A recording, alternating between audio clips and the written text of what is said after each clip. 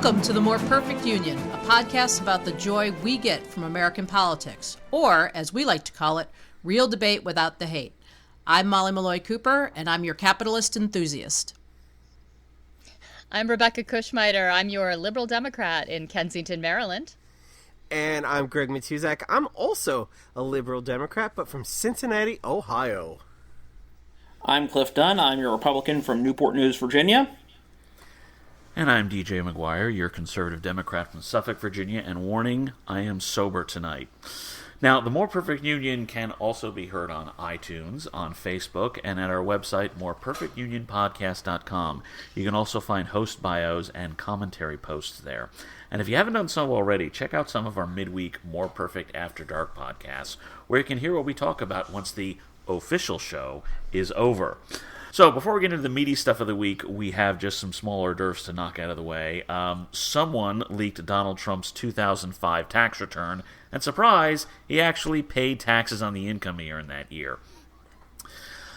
This devolved into a discussion about whether or not Rachel Maddow knows what the heck she's doing. We all have our opinions on that, and that's that. Now, while Donald Trump paid taxes, he certainly did not present any evidence that his tower was tapped by the previous administration or anyone else for that matter. At some point, he even had somebody trot out that the British had done it. I didn't see any redcoats in New York City at any point over the last year, so I don't know what the heck he's talking about. And frankly, neither did anyone else. Some British newspapers said that Trump has actually apologized for that little snafu. There are others who are saying that no, he hasn't.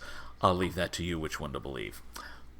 I think it was Sean Spicer who apologized. I think Sean Spicer is sort of skulking guiltily around the edges. Isn't that how this one's working? Really? I tap her. I didn't even know her. So, taxes and taps. Is this a liberal mixer? Yes. Yes. It's a happy hour. It would be happy, except I still, after the release, I feel that Rachel Maddow owes me at least 1 hour of my life back, because that was the worst special. I rate that with Geraldo Rivera's Al Capone's Vault. It's like Al Capone's Vault, if all that was in it was a 1040. Right. It was... I mean, but what was she going to do? She had these documents. She couldn't not release them, responsible journalism insists that you release the documents if you have them in your hands, but but in theory she could have page 12'd it. She could have page 12'd it to a newspaper source. Basically that, look, I've got to release this, but it's a non-issue. I will, by the way, say that this suggests more and more that the whole tax mess during the election was, in fact, one of the canniest efforts of misdirection that I think we've seen in a generation, in that there was a very, very large controversy that it turns out it was over nothing, but it sure did wonders for ensuring that Hillary didn't get time to debate issues, because she was yammering about imagining what was in Donald Trump's taxes.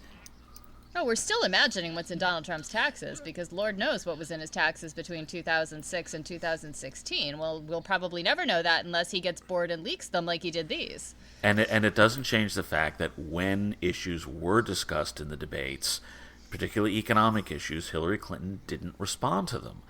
Donald Trump won the debate on international trade because he was the only person who was at the debate on international trade. No one else would discuss the issue, unfortunately.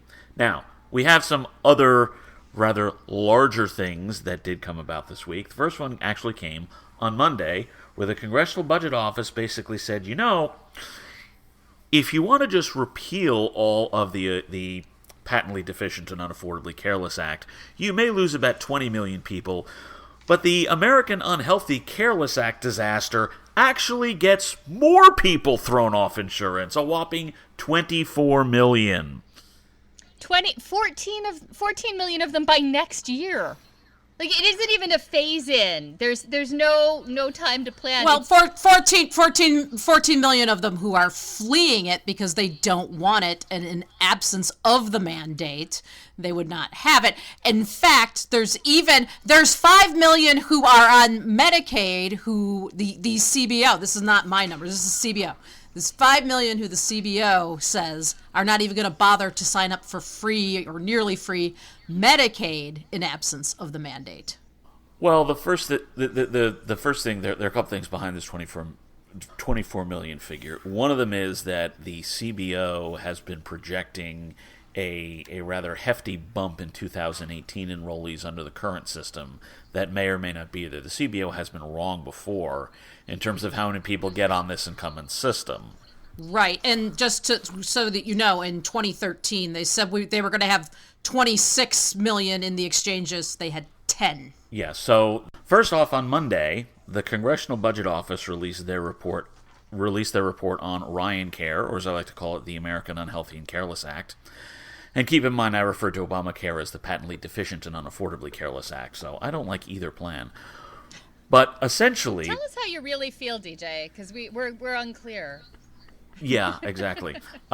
This is what happens when I get sober at a podcast. But the CBO now says that up to 24 million fewer people would be covered under the American Unhealthy and Careless Act than under the Patently Deficient and Unaffordably Careless Act. Now, part of that is the way the CBO does numbers and their projections on who would sign up under the Patently Deficient and Unaffordably Careless Act, which the CBO has gotten wrong before. But it is pretty clear, at least to anyone looking at this, that the Republicans are deciding that saving pennies is more important than insuring people. And depending upon what the insurance is, you can argue whether that's a good thing or a bad thing, and why people are insured. If they're insured because if someone put a gun to their head, that's a different issue. But the fact of the matter is this would have tremendous effect on the health insurance market, and it would not necessarily be good. I mean, I come from the position that the lower the uninsured rate, the better. There are arguments to be made that ACA was manipulative and forced people who didn't want insurance to get insurance. Yeah, the mandate is the mandate, and it is what it is. But there are. I feel like there were benefits to the Affordable Care Act that aren't getting discussed as we are delving into this, cost-benefit analysis of, cost-benefit analysis is the wrong word. The profit and loss sheet is really what we're talking about here, the moving the money from column to column. But I don't know. I just find it so unimaginable that you wouldn't want health insurance. That's a hard place for me to sit. I don't see that as so horribly unimaginable. Now, I'm somebody who's always had health insurance, but I can certainly understand if somebody is looking at somebody my age, 30 or less, is looking at a health insurance plan that would, in theory, chew through a good chunk of their income, and maybe they're slightly above the thresholds for the exchanges, et cetera, or in some cases, the available insurance doesn't actually meet their needs. They don't have a specialist for whatever condition they have in their plan, in their region. I can see why somebody would say, hey, this is, it is not a logical decision for me to get this policy. I really think that over the last few years, and I know I've said this once or twice before on the show, if you actually want to help people, you need to deal with the other problems in the healthcare industry rather than just saying, you need to get insurance. The differential pricing at the ER comes to mind, where if you have insurance, the total cost, not just your share, but the total cost will be a third. Same with all sorts of other stuff. You need to turn around and remove some of the middlemen in selling medications to the from the pharmaceutical company to the pharmacy. There's actually a middleman who has to carry the stuff, and if they don't carry the stuff, it doesn't get from A to B. So there are there are other issues that really should be gone after rather than just cutting the uninsured number. Yeah, there are pricing and supply issues. And other problems, like I was talking to a mom I know who was, when she was signing up for Obamacare for a son on the autism spectrum, looking at the difference between gold and bronze plans, and, it was at a point where she knew she was going to have to do so much negotiating on what would be a covered service for her son because his needs were so very specific that it made more sense to have the lower out-of-pocket premium and try her best to get the services covered rather than having the higher out-of-pocket premium and potentially not have the services covered. And that's a product problem, not a legal problem. Well, to get back to this report, to harp on 24 million with the CBO, who is always, garbage in, garbage out. And when it comes to finances, that's one thing. But when it comes to actually predicting, coverage, and again, I go back to, in 2013, late 2013, they estimated that 26 million would be covered on the exchanges in 2017. That figure is 10 million. So, if they can miss that high, they can also miss low. I mean, in the CBO's defense, they are legally required to come up with a number, even if it's garbage. They're told, well, you have to come up with a number, even if you have to perform financial alchemy to come up with it. And the other thing is that we're not, we're predicting outcomes based on human behavior, which they do, which is human. It's not predictable. It's it's quite the variable. All right. Well, do you guys see this? This first of all, I still think we have to decide, is this going to be called Ryan Care? Is this going to be Trump Care? Is it going to be called Don't Care? I don't know. And we have to figure out... it's going to be called Not Gonna Happen in the Senate. Either way, do you see this as just a starting gambit? And because of the CBO report, obviously, like Rebecca just said, it's not going to happen. And what changes do you think are going to happen? Like, there was just a report. Well, right today. Now, as of this afternoon, Paul Ryan was talking about making changes to make coverage more affordable for the 50 to 60-year-old range of people who are going to see the highest premium hikes under his plan. And clearly, that doesn't fly. Because the hikes are not insignificant. It's something like 9 times what they're paying under ACA. Was one of the estimates, and so he's already saying, yeah, we have to make changes to that. And I hear talk of him accepting certain amendments. I mean, this is going to come to a vote on Thursday, but I don't know yet what kind of a rule it's going to be under. If they're planning amendments in advance, if it's going to be a partially open rule, or it's not going to be an open rule. That makes no sense whatsoever.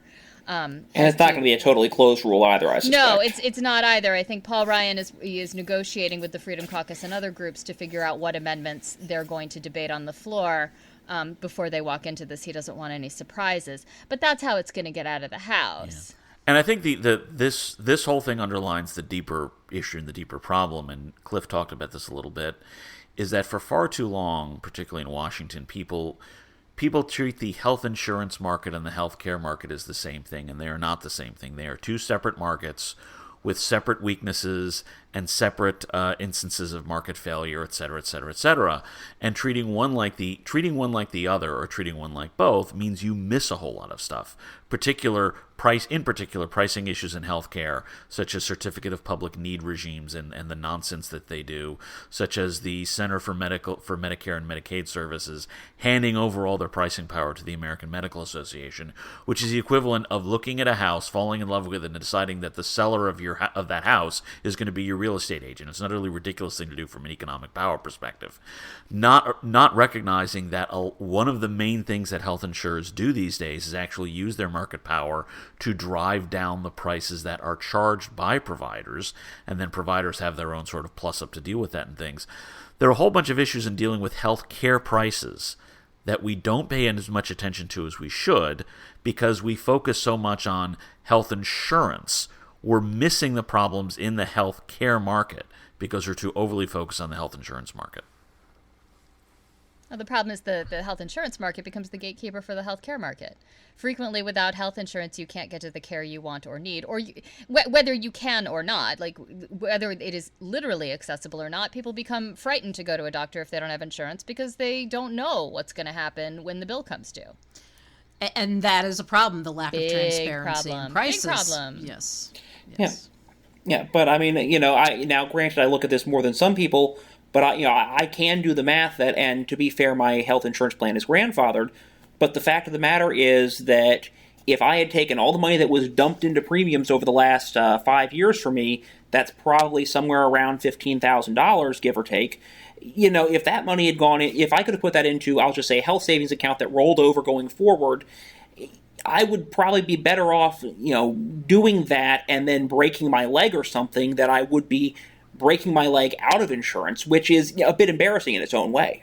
You're not saying that health savings plans are the best way to go for the country, though. Not as they are presently set up. If they rolled forward, if you could roll the money forward indefinitely and pile it up, that would be one thing. So that if somebody over the course of 20 years saves up $40,000 or $50,000 in there, and then they come down with insert ailment here, they might actually have the money on hand to deal with it without having had to go through all this wacky middleman stuff, if not for the fact that, as DJ mentioned, health insurance companies drive down the price for their customers, which then in turn means that the hospitals, etc., end up making that up on anybody who's not insured and just, screwing them up the wazoo. Right.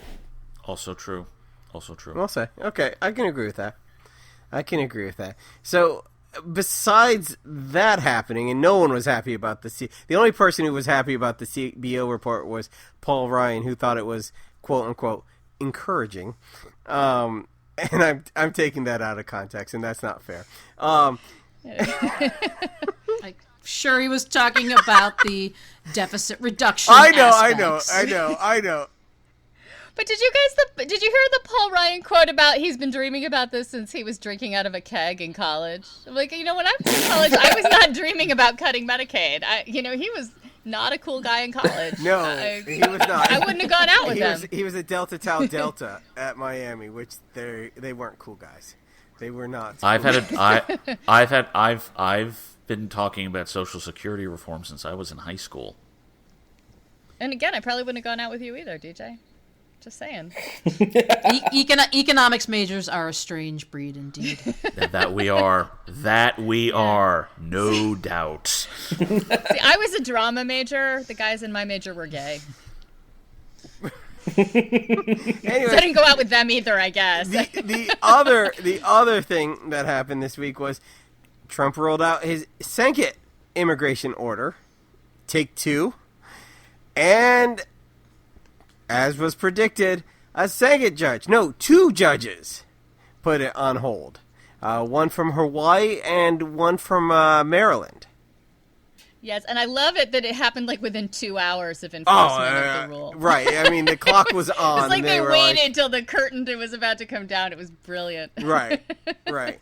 This one had taken Iraq out. There were a couple changes in language, but they still said that it was pretty much the same thing, that it was a religious, the intent through previous statements, through his surrogates.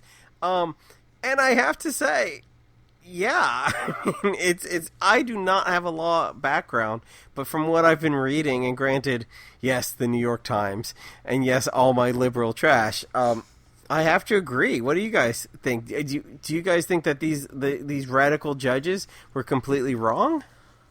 I don't think the order was unconstitutional. I don't think this order was unconstitutional. I just think it was bad. It still goes around and it's a how-to manual. It's right. Like, I mean, do you think it was poorly problem worded, or? I think it's a bad idea. No, I think it's since it's aimed at countries, not Yeah, it's unnecessary policy, and I think the underlying intent is questionable, and I think it does. I think judicial review is necessary, and the fact that this is a temporary hold pending further review is okay, fine. It may very well be legal and constitutional, and the president might have the right to do this, but I think it's absolutely reasonable for a bunch of judges to sit down and examine it further.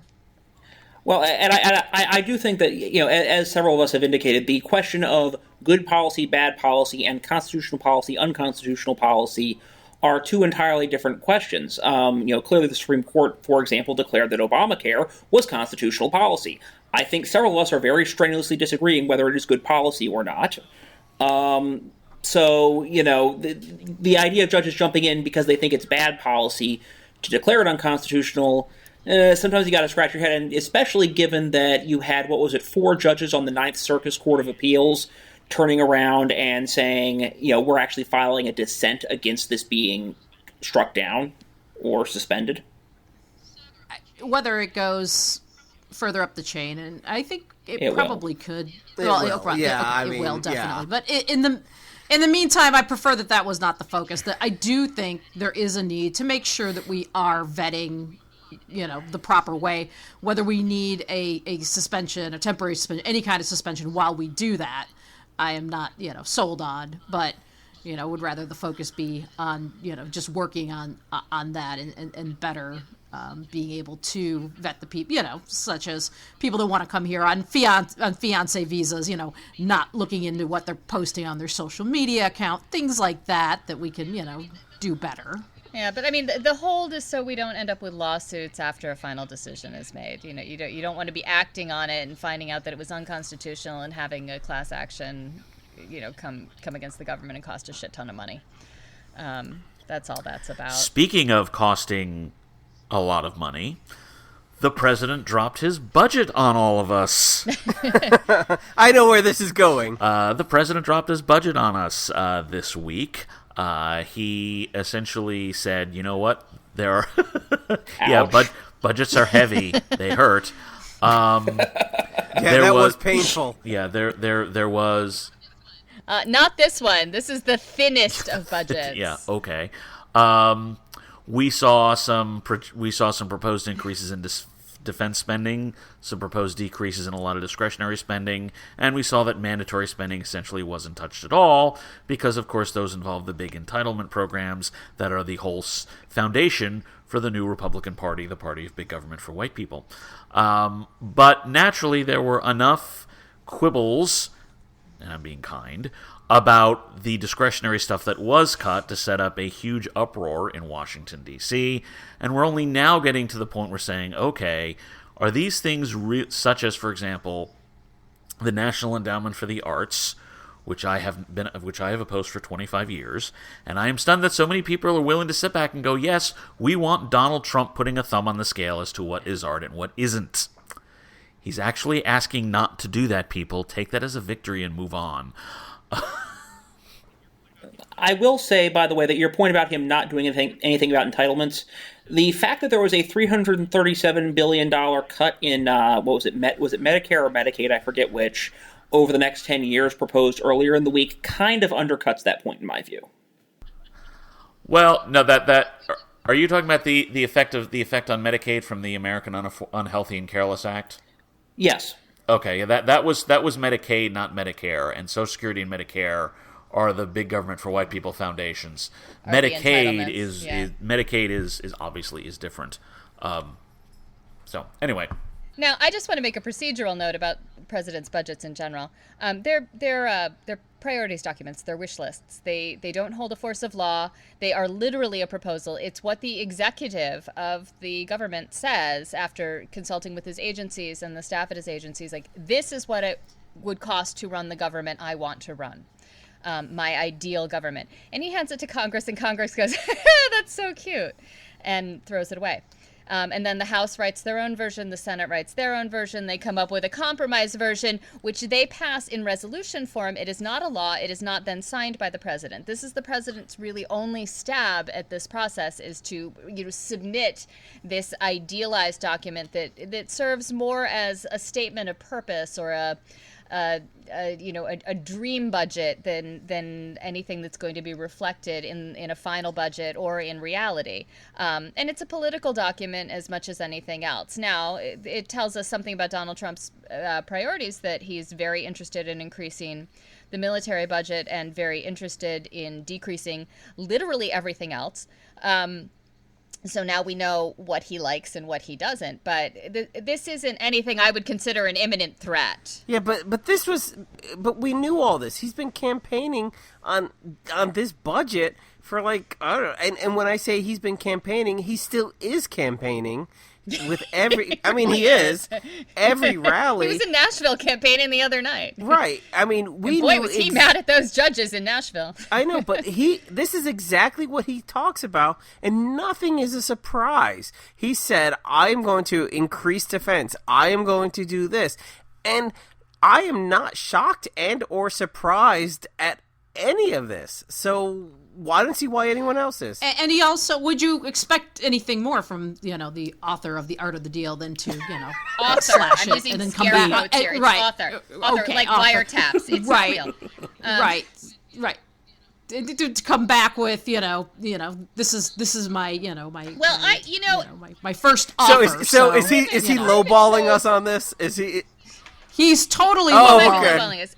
You. I mean, the other thing is how politically tone deaf this document was. I mean, whoever his staff was who let him release this dumb thing with the cuts to Meals on Wheels and low-income heating assistance, they're just stupid because those campaign commercials write themselves. The fact that states want to take their community development block grant money and put it to Meals on Wheels or various other things does not mean there is a line in the federal budget for them that is cut when CDBG goes away. That's not the same thing. If you want to criticize the cut, explain that to everybody on Facebook, though. Everybody on Facebook are idiots. Okay, I'm sorry. Yeah. Everyone, if you are on Facebook downloading this link right now, you are an idiot. Download it on our website like a smart person. MorePerfectUnionPodcast.com. Show me you're smart. So what DJ really meant to say was no. The one thing I will say that struck me. Well, there are two things that struck me about this budget. The first was, granted it's coming in a separate bill, but that the 10-year $1 trillion infrastructure thing isn't in there, and instead transportation got significant cuts to it. Now that being said, I know infrastructure is more than just transportation; it also includes power lines and so forth. I get that. The other thing that struck me is Trump said, I want to increase, at least this is what I see happen behind the scenes. Trump said, I want to increase defense spending by $50-some billion versus the, baseline. And so the fine people at Heritage said, okay, that's fine.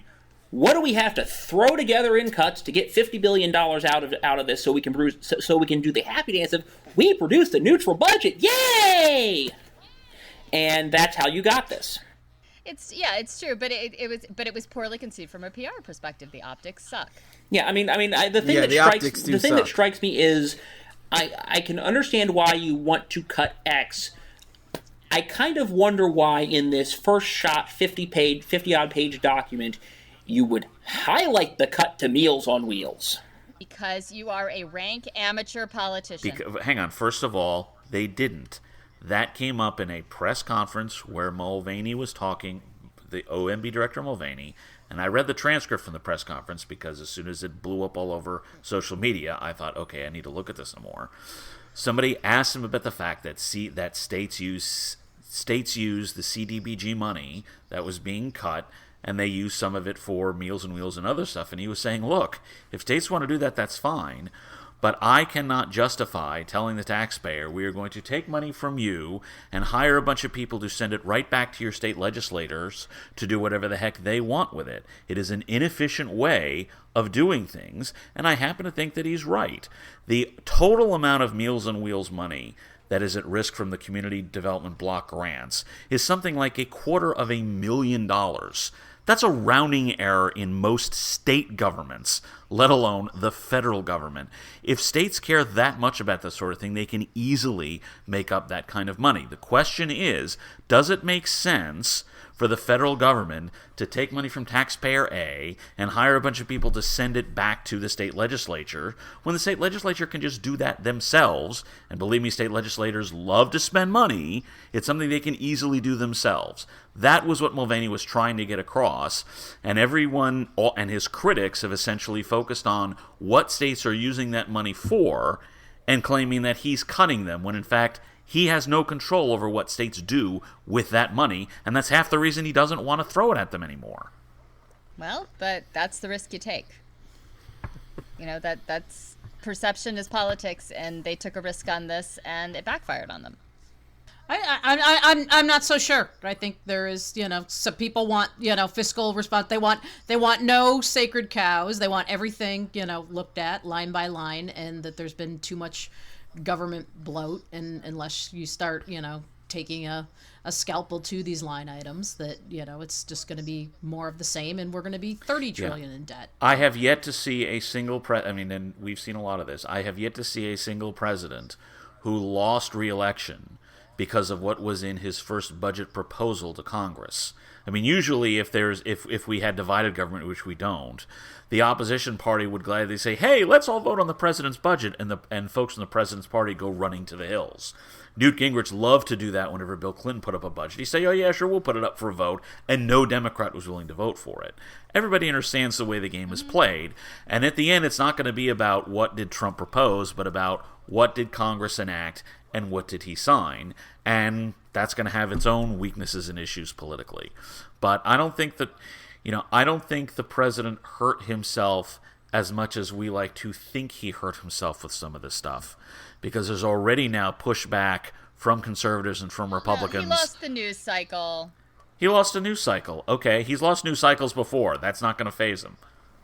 Yeah, I mean, I think, and I think a lot of people will be far more affected by what actually comes out of the budget process than what comes out of a idealistic 50-page document and a press conference. Right, which is again why I say this document was not cause for panic. It was a psychological profile, if nothing else. An economic Rorschach test. Yes, that's exactly with people seeing what they want to see. Yes. So speaking of things we might have wanted to see, I saw a lovely shot of the meeting with Chancellor Merkel, and she was seated next to Ivanka Trump, whose job title is what exactly now? Chancellor of Germany. No, not Ivanka. not Angela Merkel. I know her title. Why Ivanka Trump sitting next to her in a suit that looked like a Starfleet uniform? Ivanka. In official meetings, does Ivanka even have a security clearance? Yeah, Ivanka is a first daughter. It was the title first given to Katie Holmes in a fabulous film called First Daughter. Katie Holmes. I don't know if anyone's actually seen that movie, but it's awesome. Oh yes, it was before she married Tom Cruise. Obviously. Are we sure that Chancellor Merkel didn't request a buffer? She might have, as much as possible. I have a theory. I have a conspiracy theory. Well, there's that whole video where the audience is yelling, "Shake her hand, and then she leans over and she goes, "They want us to shake hands," and I don't know if and then he kind of looks over and he's like, "No, that's not going to happen." And then he just keeps staring straight ahead. And she goes, "Oh, okay." And then she keeps going back. And they keep yelling, "Shake hands." And I don't know if Trump has been like, "No, they're just going to make fun of me if I shake hands too long. They're just going to make fun of me if I shake hands too long. They're going to make fun of I'm not shaking hands with any more world leaders. I'm done shaking hands." But it was just weird. It was weird. But my theory is he's losing his hearing, and he couldn't hear that they were over. I couldn't hear you. What? Trump, like Greg, is losing his hearing. Us old white guys, that happens to us. Old white guys, because he's 70 years old. He could be losing his hearing, and he didn't hear that they wanted a handshake, so he just kept staring into space. I wonder if Ivanka's in meetings so she can hear it all and fill him in later, because I think his pride won't let him wear hearing aids. Well, and I think one other thing that I remember hearing, and this was something I read during the first season of The Apprentice, is that Trump does actually have a thing about not liking to shake hands for whatever reason. Then why the hell was he grabbing every hand that came in within reach of him for the first 6 weeks of his presidency? He would yank anybody's arm. He's throwing people off their feet. I think he couldn't hear. I think the clicking of the cameras was so loud. And, I remember my grandfather, when his hearing was gone, when there was a lot of ambient noise, he had trouble making out particular voices. No, I actually, you just reminded me of that, the infamous Dean scream moment where, you think that everything that they can hear up on stage is wonderfully audible. There's a whole lot of background noise, a lot of people in the room. Right. You'd be surprised. Mic. Yeah, a directional mic can do horrors for what people actually hear. I mean, and there's no shame in being 70 years old and having your hearing not be as acute as it once was. And, maybe Trump needs a hearing test, get a little hearing aid. They get those Miracle Ear things now. They're tiny. So what we're saying is he's kind of a lovable old guy who's just going through a rough patch and not a dick. No, he's a dick. He's just a dick with some old guy characteristics. He's an old dick. Okay.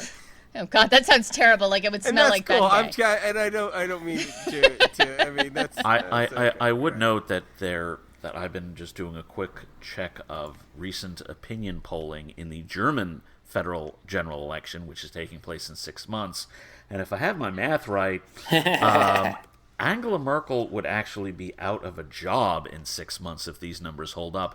Maybe Ivanka Trump was in the room because Angela's wondering if she could get a job in the Trump organization after September. Well, and on that note, I think we can say thank you for listening.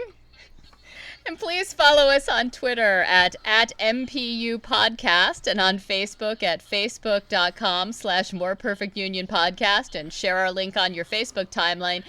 And if you would like to join in our political debate between shows, join us in our Facebook group, Open Fire Politics. We're all there. We'd love to see you too. And I promise I'll never be sober again. The torment.